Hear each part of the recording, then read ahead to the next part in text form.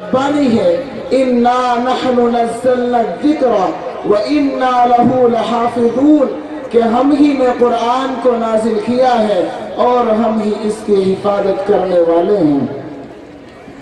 دوستو، شاعر نے اس کا نقشہ یوں کھینچا ہے قول خدا ارشاد نبی، ہے قول خدا ارشاد نبی، فرمان نہ بدلا جائے گا، بدلے گا زمانہ لاکھ مگر قرآن نہ بدلا جائے گا۔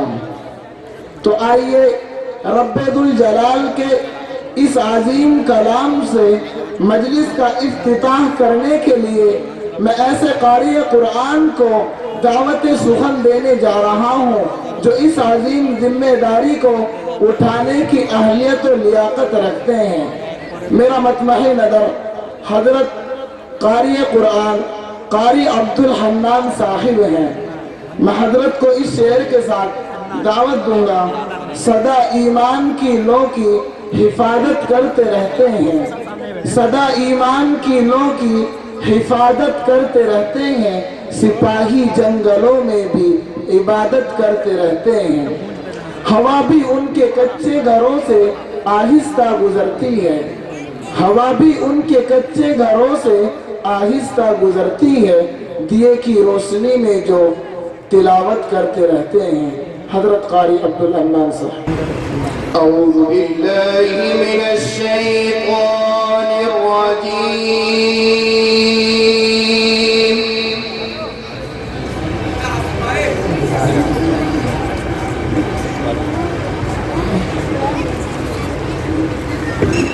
بسم اللہ الرحمن الرحیم۔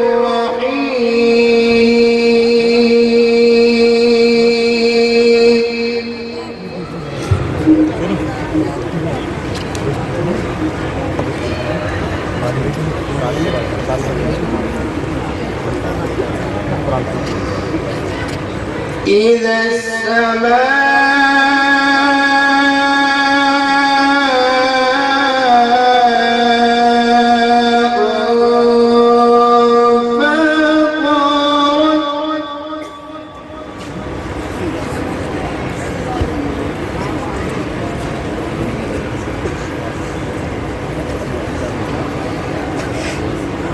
وإذا الكواكب انتثرت وإذا البحار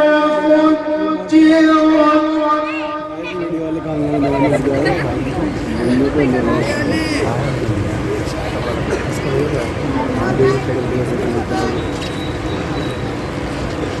وإذا القبور بعثرت علمت نفس ما قدمت وأخرت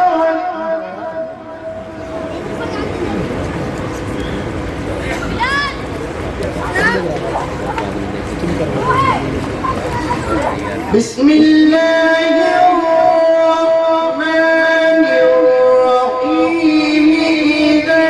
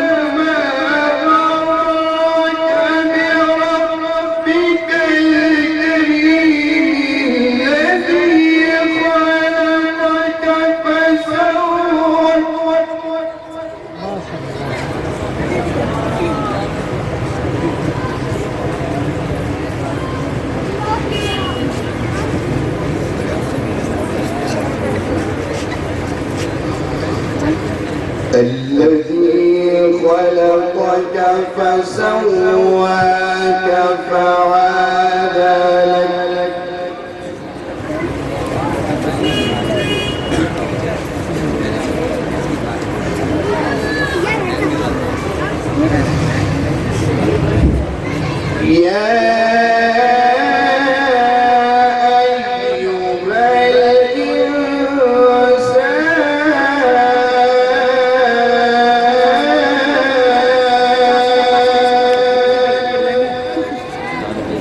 बैठ के उधर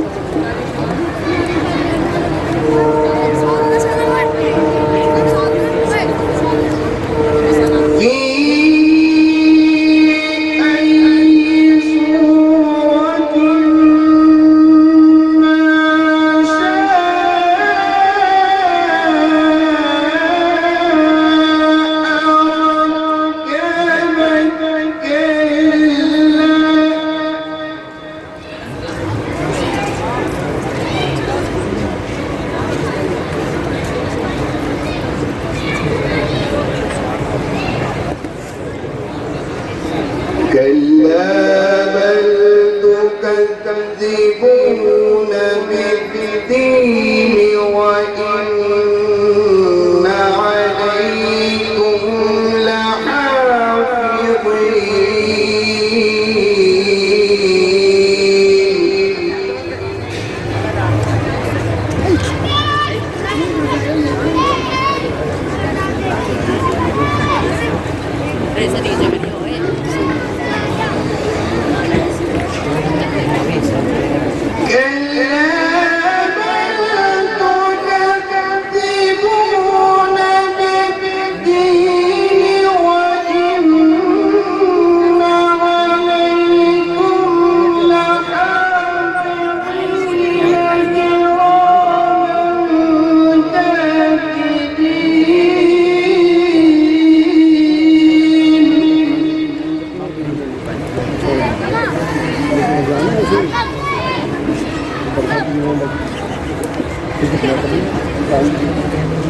بسم الله الرحمن الرحيم قل هو الله أحد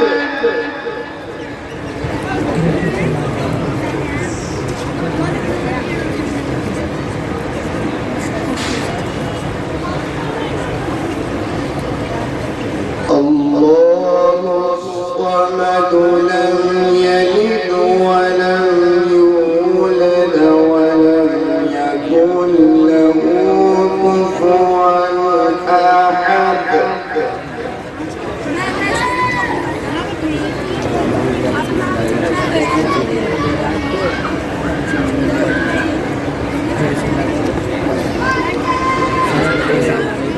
لا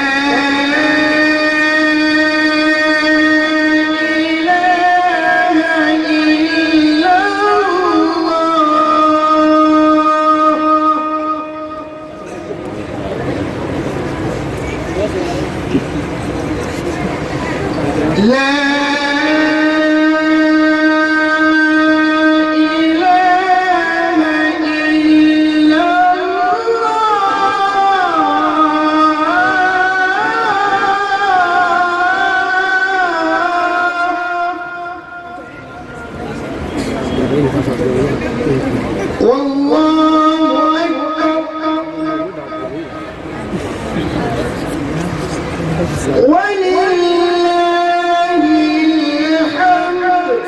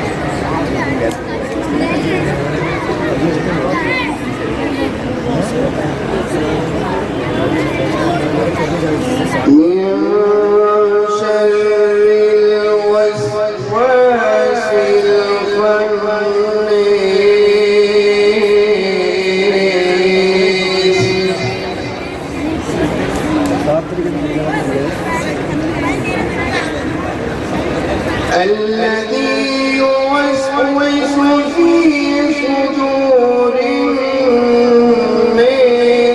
من الجنة والناس.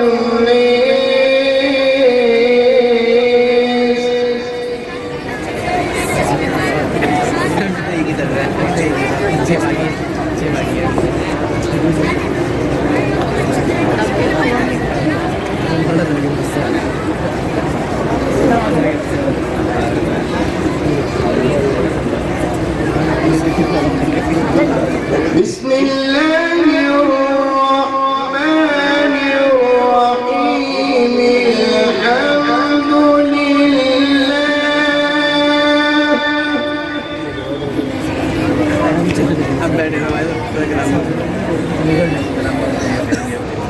الحمد لله رب العالمين.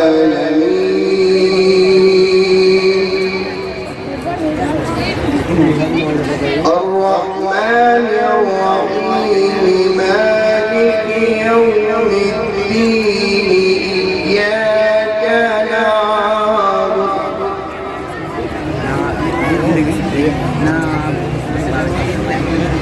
الرحمن الرحيم مالك يوم الدين. إياك نعبد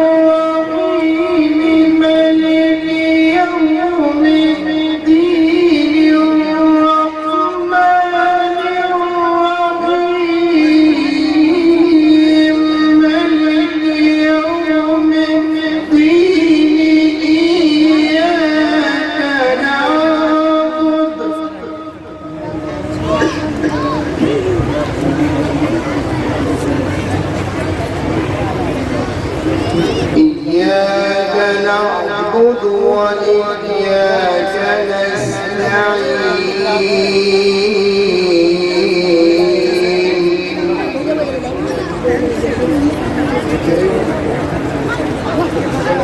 اهدنا الصراط المستقيم.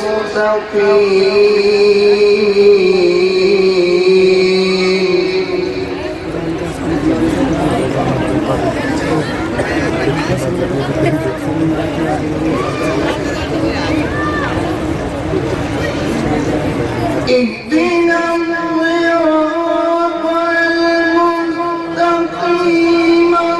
صراط الذين أنعمت عليهم غير